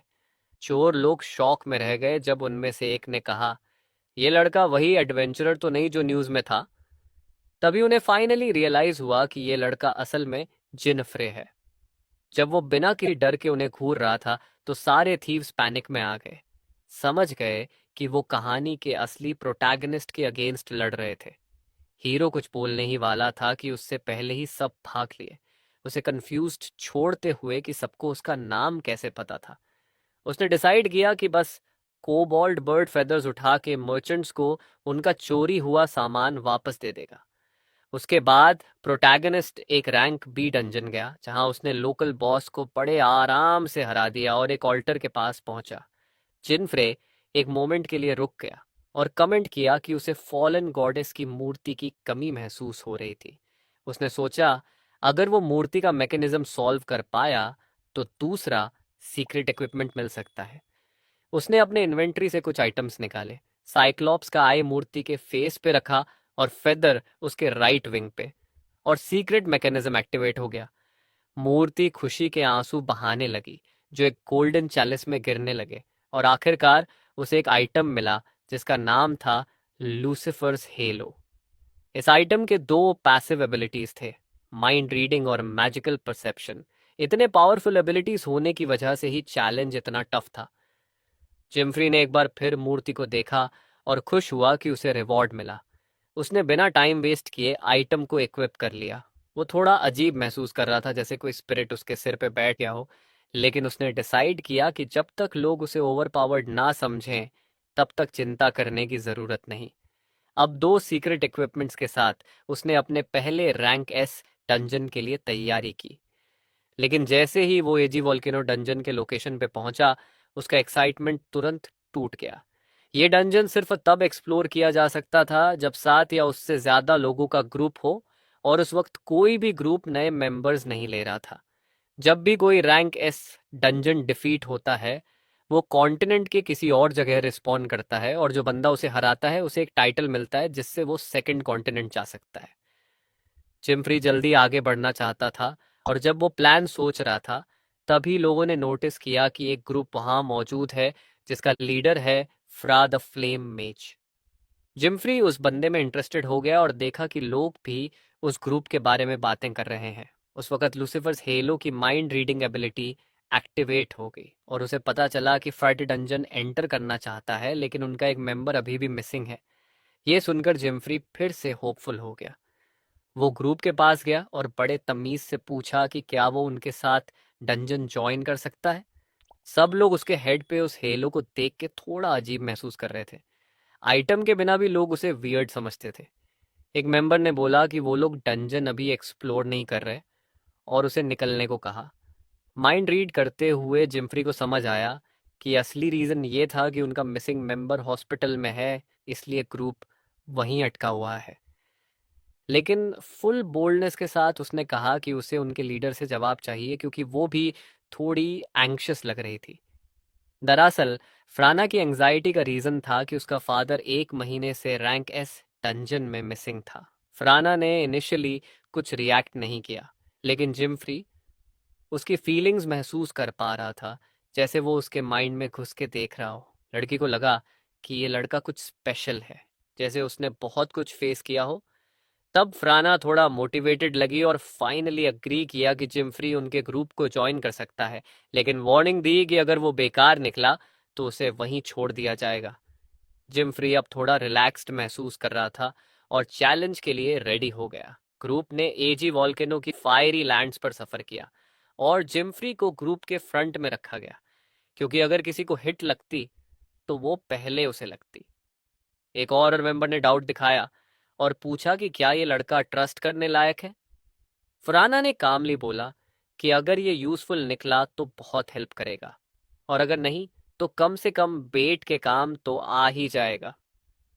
एक और लड़का जिसका नाम आर्थर था, प्रोटैगनिस्ट के पास आया और पूछा, क्या तुम वाकई वही हो जो हेडलाइंस में था? लेकिन हीरो को इन बातों में कोई इंटरेस्ट नहीं था, इसलिए वो ठीक से जवाब भी नहीं दे पाया, जो आर्थर को और ज्यादा डाउट में डाल गया। फिर एक और मेंबर ने कमेंट किया कि ये सब झूठ होगा, क्योंकि कोई चांस ही नहीं कि ये लड़का पावरफुल हो। ये तो बस एक वियर्ड सा बंदा है जिसके सिर पे हेलो है। इतने सारे जजमेंट सुन के हमारा प्यारा हीरो ऑलरेडी अपने नए ग्रुप से इरिटेट होने लगा, लेकिन उसके ओवरथिंक करने से पहले ही उसकी passive ability magical perception activate हो गई, और उसने तुरंत स्पॉट कर लिया कि आगे कई मॉन्स्टर्स एक ग्रुप में उनकी तरफ आ रहे हैं। जिनफ्री ने चिल्ला के शील्ड गाय को बोला कि सबको प्रोटेक्ट करने के लिए रेडी हो जाए, क्योंकि अब सीन बिगड़ने वाला है। शील्ड गाय पहले तो कुछ समझा नहीं, लेकिन लड़के ने अर्जेंसी से बोला कि इरप्शंस शुरू होने वाले हैं। जब उसने जिनफ्रे की बात नहीं मानी और बकवास करता रहा, तभी एक पास का वोल्केनो एक्चुअली इरप्ट हो गया और बंदा शॉक में रह गया। जैसे ही सबने देखा कि फ्लेमिंग रॉक्स की बारिश हो रही है, जिनफ्री ने फिर चिल्लाया कि सबको शील्ड दो। तब जाकर शील्ड गाय ने रिफ्लेक्टिव गार्ड एबिलिटी यूज की और पूरे ग्रुप के अराउंड एक बैरियर क्रिएट किया। लेकिन क्योंकि ऊपर से रॉक्स गिर रहे थे, सबको वहीं रुकना पड़ा कुछ देर के लिए। एफआरए ने सिचुएशन हैंडल की और सबसे बोला कि स्टिल खड़े रहें। फिर उसने एक स्पेल कास्ट करना स्टार्ट किया जिसका नाम था मीटियोर एम्बर। उसने अपनी स्टाफ ऊपर उठाई और एक जायंट मैजिक सर्कल क्रिएट किया ग्रुप के नीचे। उसकी मैजिक के इम्पैक्ट से हवा की फोर्स इतनी ज्यादा थी कि फ्लेमिंग रॉक्स की पूरी रेन हटा दी गई। सब लोग चुप हो गए और उसे देखने लगे, जबकि हीरो उसकी एबिलिटी से थोड़ा इम्प्रेस होने लगा था। लेकिन तभी जमीन के नीचे एक क्रैक आई और पूरा टेरेन सेकंड्स में कोलैप्स हो गया। आर्थर लगभग उस होल में गिर गया, लेकिन हीरो ने टाइम पे उसका रिस्ट पकड़ लिया। दोनों नीचे की तरफ देखे ही रहे थे कि और रॉक्स टूटने लगे और इस वजह से जिनफ्रे भी आर्थर के साथ नीचे गया। दोनों कोई सोल्यूशन सोच ही रहे थे, तभी वो किसी सॉफ्ट चीज पर क्रैश हुए, जो निकली एक लेवल 38 क्रीचर जिसका नाम था कॉटन बैट, जो पीसफुली सो रहा था। हीरो को याद आया कि उसका न्यू सीक्रेट आइटम उसे काफी लक देता है। शायद इसी वजह से वो बच गए थे। लेकिन उसने थोड़ा जल्दी बोल दिया था, क्योंकि उसने भूल गया था कि अब वो बीस्ट जाग चुका था। उसने आर्थर को बोला कि जल्दी मॉन्स्टर के ऊपर से उतर जाएं। दोनों साइड में हो गए और बैट का सामना करने लगे। हीरो ने आर्थर को बैट के कुछ पावर समझाए, जिसमें से एक थी इम्पैक्ट अब्सॉर्प्शन, जिसकी वजह से उनका फॉल उसकी पावर और बढ़ा चुका होगा। आर्थर ने अपना छोटा सा डैगर निकाला और बोला कि उसे बेसिक्स समझाने की जरूरत नहीं। हीरो ने वार्निंग दी कि अब फाइट शुरू होने वाली है। बैट ने एक जोर का स्क्रीच मारा, जिससे साउंड वेव्स के थ्रू कुछ पत्थर उनकी तरफ आए, लेकिन प्रोटैगनिस्ट ने डॉज करके आर्थर को बचा लिया। आर्थर को गंभीरता से लेना सिखाने के लिए जिनफ्रे ने अपनी सेंटीपीड निकाली और आवाज तेज कर दी। आर्थर ने अंततः समझा कि अगर जिनफ्रे ना होता तो वो कब का मर चुका होता, और तब उसे समझ आया कि रैंक एस डंजन में लड़ना कितना खतरनाक होता है। जब तक आर्थर ये सब सोच रहा था, तब तक हीरो ने इजीली कॉटन बैट को हरा दिया, बिना एफर्ट के। आर्थर कुछ समझ भी नहीं पाया कि क्या हुआ, सिर्फ इतना जानता था कि ये लड़का सच में मॉन्स्टर था। ऊपर से फ्रे ने एक स्पेल कास्ट की, जिससे उसने कंफर्म किया कि उनका मेंबर अभी भी जिंदा है। जब उसने पूरी सिचुएशन देखी तो धीरे धीरे उसे भी समझ आने लगा कि जिनफ्रे सच में कुछ अलग ही लेवल का है। कुछ मेंबर्स ने पूछा कि क्या हमें नीचे जाके आर्थर को वापस लाना चाहिए, लेकिन फ्रे ने मना कर दिया। बोला कि इससे ग्रुप की एनर्जी वेस्ट होगी। उसने सबको याद दिलाया कि उनका असली मिशन डीमन गॉड को हराना है, और जब गोल सबका सेम है तो आर्थर उनसे वापस मिल जाएगा। उसने सबको बोला, चिंता मत करो, क्योंकि आर्थर उसका भाई है जिसे उसने खुद ट्रेन किया है। तभी नीचे हीरो और आर्थर का थोड़ा कॉन्वर्सेशन हुआ और प्रोटैगनिस्ट को पता चला कि वो दोनों अपने मिसिंग फादर को ढूंढने आए हैं। टेंशन थोड़ी कम हुई तो दोनों ने आगे बढ़ने का डिसाइड किया। आर्थर ने पूछा कि क्या वो सरफेस पे वापस जाके नॉर्मल पाथ फॉलो नहीं करेंगे, लेकिन जिनफ्रे ने वार्न किया कि उसकी करंट लेवल के साथ वो ज्यादा आगे नहीं जा पाएगा और बस मर जाएगा। इसलिए उसने कहा कि अभी वो थोड़ा ब्रेक लेगा ताकि अपना लेवल अप कर सके। थोड़ा और नीचे जाकर जिनफ्रे ने आर्थर को इनवाइट किया कि अगर सच में स्ट्रांग बनना चाहता है तो उसके साथ चले। आर्थर एक्साइटेड हो गया और उसके साथ चल पड़ा, लेकिन जो सीन उसके सामने था उसे देखकर वो चौंक गया। कई फ्लेमिंग बोन बर्ड्स एक झुंड में इकट्ठा थे। ये सारे बर्ड्स कॉटन बैट से भी ज्यादा हाई लेवल के थे, जो इन सबको एक साथ हराना काफी मुश्किल बना रहा था। लेकिन जिनफ्री मिस्चीवस स्माइल के साथ अपनी सेंटीपीड निकाली और एक ही झटके में कई बर्ड्स को काट दिया। आर्थर शॉक में अपना गार्ड डाउन कर गया और तभी एक बर्ड ने उसके ब्लाइंड स्पॉट से अटैक करने की कोशिश की, लेकिन उसने डॉज किया, जमीन पे गिर गया, फिर खुद को संभाला, पॉकेट से अपना बो निकाला और एक फेटल शॉट बर्ड के स्कल पे मारा, जो परफेक्ट हिट था, क्योंकि वो सिर्फ एक बर्ड था, झुंड नहीं। इसलिए आर्थर उसे हैंडल कर सका। फिर आर्थर ने सोचा, देख ले कि जिनफ्रे क्या कर रहा है। जैसे ही उसने पीछे मुड़ के देखा, उसे पता चला कि बाकी सब बर्ड्स ऑलरेडी मर चुके हैं। जिनफ्री, जो अब तक मॉन्स्टर्स के ड्रॉप्स को चबा रहा था, ने इवन आर्थर को ऑफर किया थोड़ा खाने का। आर्थर ने नोटिस किया कि जिनफ्री बहुत तेजी से खा रहा है, लेकिन किसी रीजन से उसे 50 ड्रॉप्स खाने थे एक मिस्टीरियस पफ एक्टिवेट करने के लिए। लेकिन खाने के बीच ही कुछ उनकी तरफ आने लगा। एक बड़ा सा फायर सैलामेंडर, जो डंजन का एक लोकल मिनी बॉस था, लेवल 45 पे। जिनफ्रे को खाना ज्यादा खाने की वजह से थोड़ा नौजिया होने लगा और उसकी एट्रीब्यूट्स 30% तक गिर गईं। उसने उल्टी भी कर दी, जबकि आर्थर बस चुपचाप उस पथेटिक सीन को देख रहा था। जिनफ्रे ने एक्सप्लेन किया कि ये एक ऐसा सब स्पीशीज सैलामेंडर है जो ह्यूमंस को खा के इवॉल्व हुआ है, इसलिए इसके स्टैट्स काफी बूस्टेड हैं। सैलामेंडर ने बिना किसी वार्निंग के अपनी फायरी टेल से अटैक किया और आर्थर को सीधा केव की वॉल पे फेंक दिया। जिनफ्रे थोड़ा वरीड हो गया, लेकिन आर्थर उठ गया और बोला कि वो ठीक है। फिर प्रोटैगनिस्ट ने फाइट लीड करने का डिसाइड किया। उसने नोटिस किया कि शायद मिनी बॉस ने भी रिसेंटली कुछ खाया है, इसलिए उसकी एट्रीब्यूट्स डीबफ्ड होंगी। तभी सैलामांडर ने उल्टा की और उसके अंदर से एक ह्यूमन स्केलेटन और कुछ अजीब आइटम्स गिर गए। ये सीन जिनफ्रे के लिए एक्सपेक्टेड था, क्योंकि उसे गेम की लोर पता थी। लेकिन आर्थर ये सब देख के पैनिक में चला गया और बिल्कुल फ्रीज हो गया। प्रोटैगनिस्ट ने सार्कास्टिकली मिनी बॉस को चैलेंज किया और बोला कि दोबारा उल्टी करने से पहले फाइट शुरू करे। बैकग्राउंड में आर्थर कलैप्स हो गया, आंसुओं में अपने फादर को पुकारते हुए। तभी जिनफ्री के हेलो की पैसिव एबिलिटी एक्टिवेट हुई और उसे आर्थर की तरफ से एक सडन मर्डरस इंटेंट महसूस हुआ। आर्थर ने अपने दोनों हाथों में छोटी डैगर्स उठाई और मॉन्स्टर की तरफ दौड़ गया। जिनफ्रे ने उसे शांत होने को बोला, लेकिन सलामांडर ने आर्थर पे दोबारा अटैक किया और इस बार उसे और ज्यादा जोर से फेंक दिया। फिर भी आर्थर का गुस्सा कम नहीं हुआ। वो तुरंत उठ गया और अपनी स्टांस एडजस्ट की। ये सब देख के जिनफ्रे को लगा अब उसे इंटरवीन करना पड़ेगा। उसने आर्थर को चिल्लाने लगा कि संभल जा, लेकिन आर्थर अपने रिवेंज के गुस्से में बोला कि उसे जाने दो। तब जिनफ्रे चिल्लाया और पूछा, अगर तू भी यहीं मर गया तो बाकी फैमिली का क्या होगा? इस बात ने आर्थर को होश में लाया और उसने फाइनली रियलाइज किया कि सिचुएशन कितनी डेंजरस है। जिनफ्रे ने उसे समझाया कि उसे अकेला लड़ने की जरूरत नहीं है, लेकिन आर्थर फिर भी गुस्से में था और फाइनली रिवील किया कि जो स्केलेटन सालामांडर ने वॉमिट किया वो उसके फादर का था, जिसे वो और उसकी बहन ढूंढ रहे थे।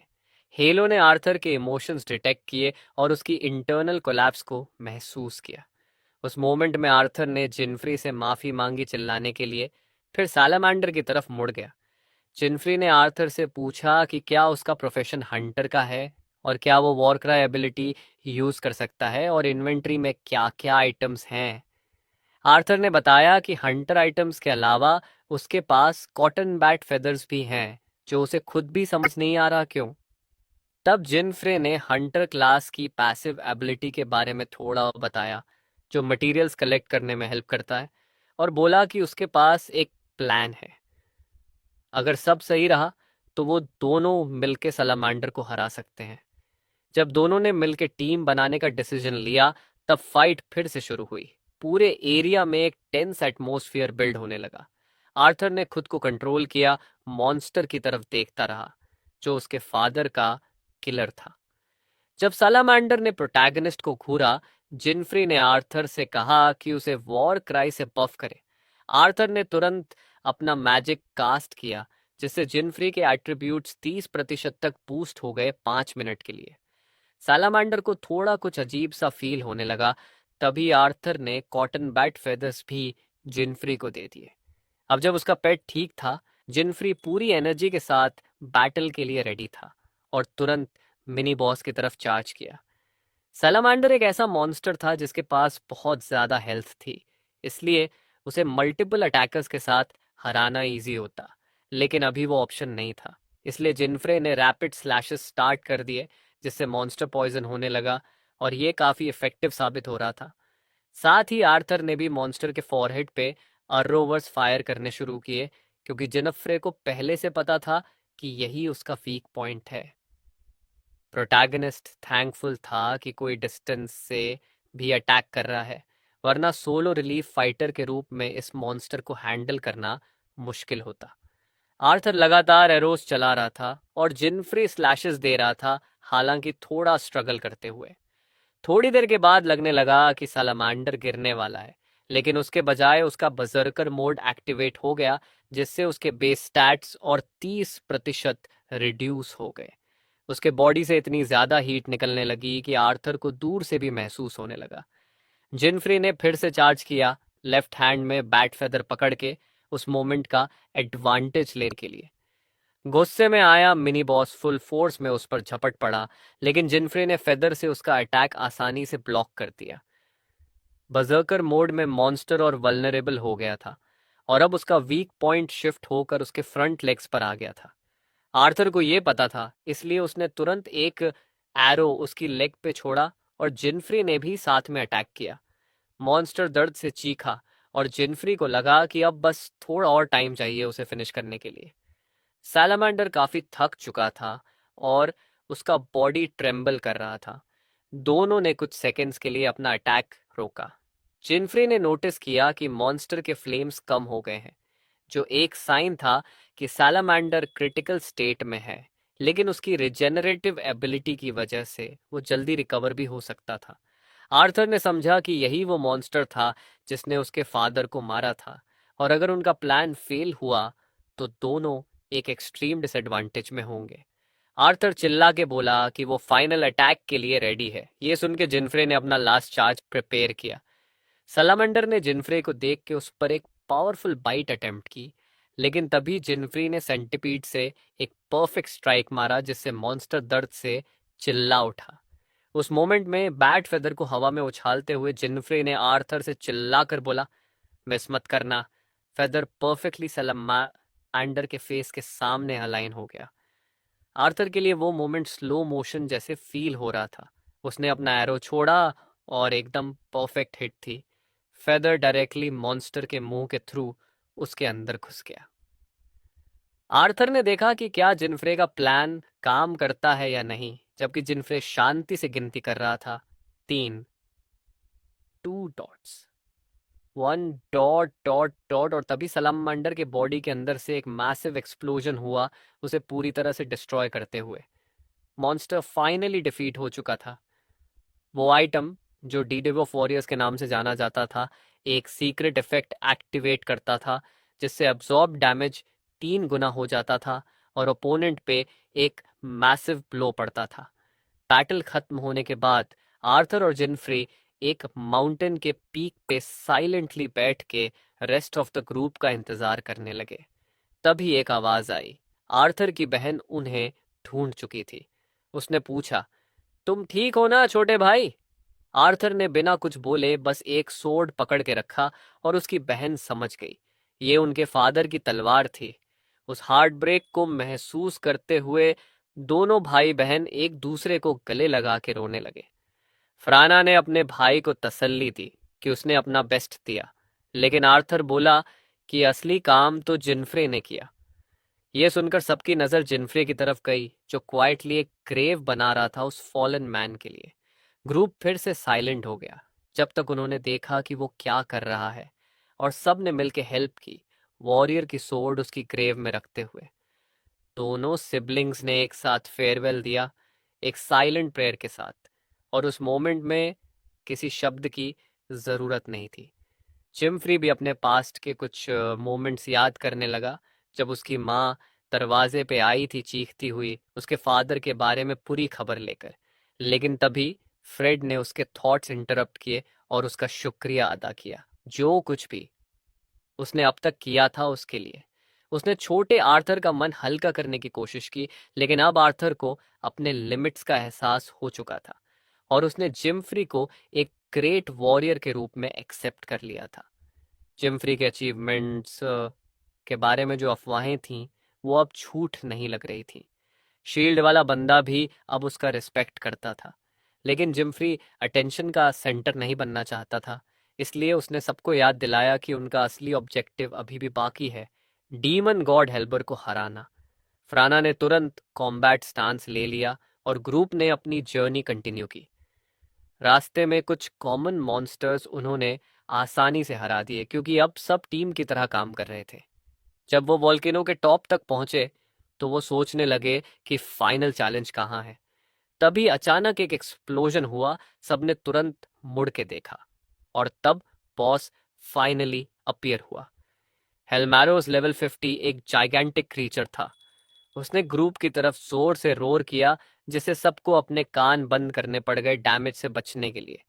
मॉन्स्टर का प्रेशर इतना ज्यादा था कि सब घबरा गए। डीमन ने पूछा क्या वो लोग यहाँ मरने आए हैं और जिम्फ्री ने ग्रुप को वार्न किया कि पहले अटैक से रिट्रीट कर लें।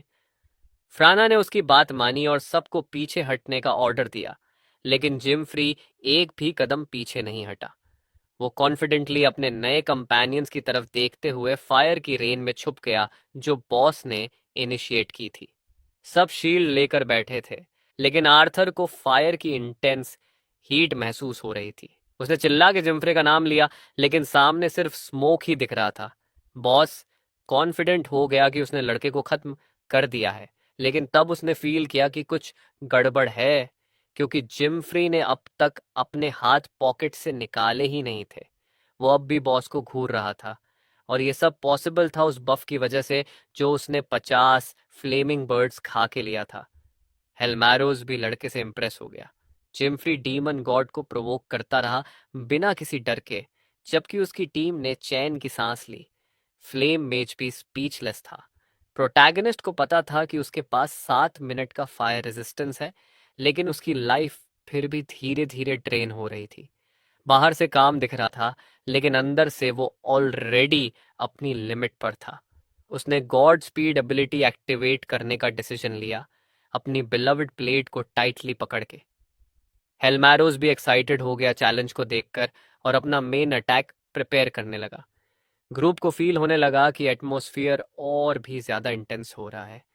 फ्राना ने सबको हाइड होने को कहा ताकि नेक्स्ट अटैक से बच सके। चाहे उनके पास स्पेशल हीट रेजिस्टेंस गियर हो, लेकिन हेल्बर का एक अटैक भी उनके लिए काफी था। आर्थर ये देख के सोचने लगा कि जिम्फ्री अब तक कैसे खड़ा है, और वो सिर्फ खड़ा ही नहीं, डीमन को प्रोवोक भी कर रहा था जैसे वो कुछ हो ही नहीं। हेलो धीरे धीरे उसके टॉन्ट्स में आता गया और हर मोमेंट के साथ फाइट को और सीरियसली लेने लगा।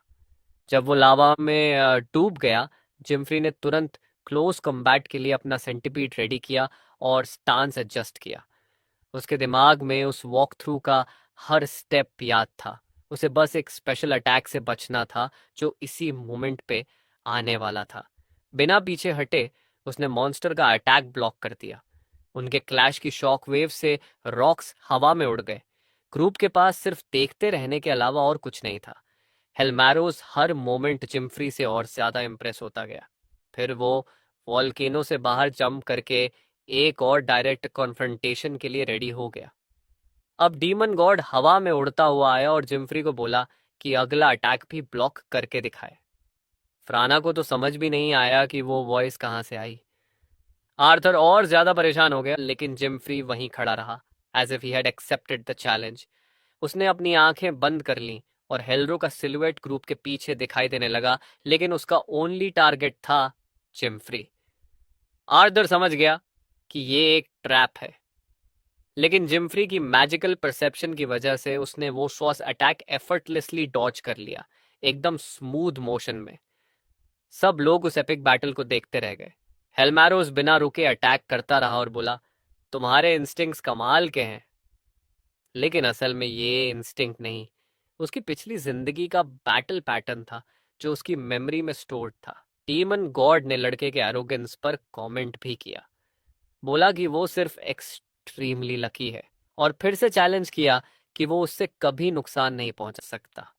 लेकिन जिम्फ्री बिना किसी डर के एनिमी को प्रोवोक करता रहा, साथ ही अपनी मैजिकल परसेप्शन से उसकी लोकेशन ट्रैक करने की कोशिश करता रहा ताकि फुल स्पीड में काउंटर अटैक कर सके।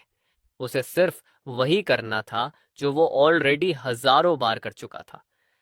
जैसे ही हेलमरोस उसके पीछे दोबारा अपीयर हुआ, आर्थर ने दूर से अपने दोस्त की मदद करने की कोशिश की, लेकिन इससे पहले कि डीमन गॉड अपना अगला स्ट्राइक मार पाता, हीरो तो वैनिश ही हो गया, आर्थर की आंखों से कंप्लीटली आउट ऑफ साइट। अब वो फ्री फॉल में था, डायरेक्टली मॉन्स्टर के ऊपर, एकदम शांत जैसे कोई बुद्धिस्ट मंक, और उतना ही डेडली जैसे मौत खुद। उसने एक क्लीन डाउनवर्ड स्लैश एग्जीक्यूट किया। पहली बार चोट खा के हेलमैरो समझने की कोशिश कर रहा था कि अभी हुआ क्या, जब उसने सुना कि प्रोटैगनिस्ट ने उसे पपी बुलाया। स्माइल के साथ पूछा, अब भी लगता है तुझे कि मैं कुछ नहीं कर सकता? एडवेंचरर ने बड़ा चढ़ा के बोला कि वो कभी पीछे नहीं हटेगा। उसकी बातों से बॉस और भी ज्यादा फ्यूरियस हो गया। बैटल देख रहे एडवेंचरर्स इस सिचुएशन से स्टन्ड हो गए। तुरंत बाद सर्बरस ने प्रोटैगनिस्ट को धमकी दी कि वो उसे एक सेकंड में खत्म कर देगा, लेकिन हीरो को कोई फर्क नहीं पड़ा। उसका ध्यान सिर्फ एक चीज पर था, मिशन। जैसा वर्ड एक मॉन्स्टर के मुंह से सुनना, क्योंकि उस दुनिया में ये आम नहीं था। लेकिन सोचने का वक्त नहीं था। दोनों नेक्स्ट क्लैश के लिए रेडी हो गए। मॉन्स्टर ने जंप करके अटैक किया, लेकिन K9 ऑफ गार्ड हो गया, क्योंकि प्रोटैगनिस्ट ने अपनी सोर्ड से उसे सीधा पियर्स कर दिया। एक क्रिटिकल हिट था ये। मॉन्स्टर ने सच में उसका इफेक्ट महसूस किया। सर्बरस समझने की कोशिश कर रहा था कि ये लड़का इतनी आसानी से उसके अटैक्स कैसे डॉज कर लेता है। तब तक प्रोटैगनिस्ट क्रिटिकल हिट का छोटा सा सेलिब्रेशन कर रहा था। सिस्टम विंडो ओपन हुई और नोटिफाई किया कि हेलमैरोज इज सीरियसली पॉइजन्ड। बॉस ने कहा, ये सब डर्टी ट्रिक्स हैं, लेकिन एडवेंचरर ने तुरंत जवाब दिया, ये डर्टी तो तू है जो वीक लोगों पर अटैक करता है, किसी अपने लेवल के सामने आने की हिम्मत नहीं है। सब लोग प्रोटैगनिस्ट की स्किल्स देखकर स्टन्ड और पैरालाइज्ड थे। ब्लॉन्ड सोच रहा था कि कोई अकेला इंसान एक डीमन गॉड का सामना कैसे कर सकता है। एडवेंचरर ने बॉस को स्टूपिड डॉग बोला और कहा, मिट्टी खा और 5 मिनट में मर जा। बॉस एक्सट्रीम गुस्से में आ गया और उसका रोर पूरे एरिया में गूंज गया। वुल्फ चिल्लाया, अपनी औकात में रह, जमीन के नीचे। रोर की इंटेंसिटी इतनी ज्यादा थी कि आसपास के एडवेंचरर्स को अपने आप को बचाने के लिए कुछ पकड़ना पड़ा। आंखें बंद करनी पड़ गई ताकि डिब्री से बचे। नाइट ने ऑर्डर दिया कि सब एरिया इवैक्यूएट करें, क्योंकि सिचुएशन बहुत सीरियस हो गई थी। रेड हेड दूर से बैटल देखते हुए अफसोस कर रहा था कि वो फाइट कंटिन्यू नहीं कर सकता। मॉन्स्टर ने एक फायर ब्लास्ट छोड़ा जो सीधा जिम्फ्री की तरफ गया, लेकिन इस अटैक की वजह से वो मॉन्स्टर को देख नहीं पाया। लेकिन जब धुआं हटा तो हीरो वहीं था, बॉस के बिल्कुल सामने। एडवेंचरर सोचने लगा कि ये तो वो अटैक है जो ओरिजिनल गेम में सिर्फ एक ही बार आता था, ये बार बार क्यों हो रहा है? तब सर्बरस ने अक्यूज किया कि हीरो कोई मैजिक यूज कर रहा है उसके अटैक्स प्रिडिक्ट करने के लिए। जिम्फ्री ने कैजुअली रिप्लाई दिया, फर्क ही क्या पड़ता है, तू तो बस हार जस्टिफाई करने के लिए एक्सक्यूजेस बना रहा है। बॉस गुस्से में सांस ले रहा था और एक और अटैक प्रिपेयर करने लगा। उसकी हेड्स अब अपनी प्राइड और ओरिजिन के बारे में बोलने लगी। ये सुनकर प्रोटैगनिस्ट ने आंखें वाइड ओपन कर दी, शॉक में। सब एडवेंचरर्स स्पीचलेस हो गए। और फिर सर्बरस 3 अलग-अलग मॉन्स्टर्स में स्प्लिट हो गया। जिम्फ्री भी सरप्राइज हो गया, सोचता रहा कि अपने पुराने प्ले थ्रूज में उसने ऐसा कभी नहीं देखा। सोचने का वक्त नहीं था। मॉन्स्टर ने फिर से अटैक करना शुरू किया। हीरो थोड़ा इरिटेटेड हो गया रिपीटेटिव अटैक्स से, लेकिन उसने रियलाइज किया कि कितने भी हो जाएं, अब वो सबके अटैक्स प्रिडिक्ट कर सकता है। स्प्लिट मॉन्स्टर ने चिल्ला के बोला, तुम इंसान पहले गिरोगे। जिम्फ्री ने शोल्डर के ऊपर देखा और अचानक बॉस ने हाई स्पीड पे कई अटैक्स शुरू कर दिए। एडवेंचरर को टेंशन होने लगा, क्योंकि उसकी हेल्थ बार अब बिल्कुल लो थी। एक भी हिट और वो गया। लेकिन प्रोटैगनिस्ट डॉज करता रहा, हर कॉस्ट पर हिट अवॉइड करता रहा। सिचुएशन काफी कॉम्प्लिकेटेड थी, लेकिन उसने उस मोमेंट को पॉजिटिव लाइट में देखा और वो और भी ज्यादा एक्साइटेड हो गया। मॉन्स्टर के तीनों हेड्स नॉन स्टॉप हमारे हीरो का मजाक उड़ा रहे थे। हर हेड अलग अलग बोल रहा था, लेकिन एडवेंचरर पूरी तरह अलर्ट था, सीरियस एक्सप्रेशन के साथ। तभी ऊपर से एक जबरदस्त अटैक उसकी तरफ आता है और वुल्फ चिल्लाता है, यही तेरी कहानी का एंड है। डीमन अचानक जिन के बिल्कुल पीछे अपीयर होता है। उसको काटने ही वाला होता है, लेकिन उससे पहले एक आइस एक्सप्लोजन होता है। एक पावरफुल स्पेल वुल्फ के एक हिस्सा पर कास्ट किया जाता है। बैटलफील्ड पर एक औरत अपीयर होती है और डिक्लेयर करती है कि डीमन गॉड का 3-on-1 फाइट करना शर्मनाक है। वही मेज जो पहले आई थी अब वापस आई है, लाइटनिंग से घिरी हुई और काफी इम्पोजिंग स्टांस में मॉन्स्टर को प्रोवोक करती है। सर्बरस इस सिचुएशन से इरिटेटेड फील करता है, मुश्किल से खुद को खड़ा रख पाता है, लेकिन फिर भी अचानक मेज पर चार्ज करता है। लेकिन उससे पहले कि वो पास आ पाता, जिन एक वॉरपल स्ट्राइक अनलीश करता है। सब लोग देखते हैं कि सर्बरस का एक हेड हवा में उड़ता है। प्रोटैगनिस्ट बिल्कुल एग्जॉस्टेड है और कहता है अब मिलके इसे खत्म करना होगा जितनी जल्दी हो सके। सिर्फ 2 हेड्स बचे हैं। एक क्लियर व्यू दिखाता है कि राइट हेड पूरी तरह से डिफीट हो चुका है। रेड हेड छोटी सी विक्ट्री पे एक्साइटेड होकर सेलिब्रेट करता है। जिनफ्री थका हुआ है लेकिन डिटर्मिन्ड है, बस थोड़ा सा और, वो कहता है। तभी मॉन्स्टर का एक हेड जिन पे पूरे गुस्से में चार्ज करता है। तूने मेरे भाई को मारा, अब मैं तुझे छोड़ूंगा नहीं। दूसरा हेड मेज पे रश करता है, बोलता है मैं तुझे 1000 टुकड़ों में तोड़ दूंगा। दोनों वॉरियर्स खुद को डिफेंड करने की कोशिश करते हैं। हीरो मेज से पूछता है तुम आइस मैजिक वाली हो क्या? ब्लॉन्ड कहती है हाँ, मैं फायर मैजिक को इन्वर्ट करके आइस मैजिक बनाती हूँ। तभी डीमन सिल्वियन रेज नाम का एक और फायर ब्लास्ट प्रिपेयर करता है, इस बार पॉइंट ब्लैंक रेंज पे। हीरो फ्रेना से कहता है जो फायर मैजिक की एक्सपर्ट है, थोड़ा और रुक जाओ। उस जगह एडवेंचरर एक स्किल एक्टिवेट करता है, स्पीड गॉड स्किल। जिन सुपर स्पीड से एनिमी को सरपास करता है, एक स्विफ्ट लीप में फुल स्टाइल के साथ, और फिर मेज के पास से निकल के दूसरे हेड पे अटैक करता है। सीधा उसके चेस्ट में सोर्ड घुसा देता है, अटैक होने से पहले ही। सिस्टम विंडो ओपन होती है। हेलमैरोस का लेफ्ट बॉडी डिफीट हो गया है। Adventurer relieve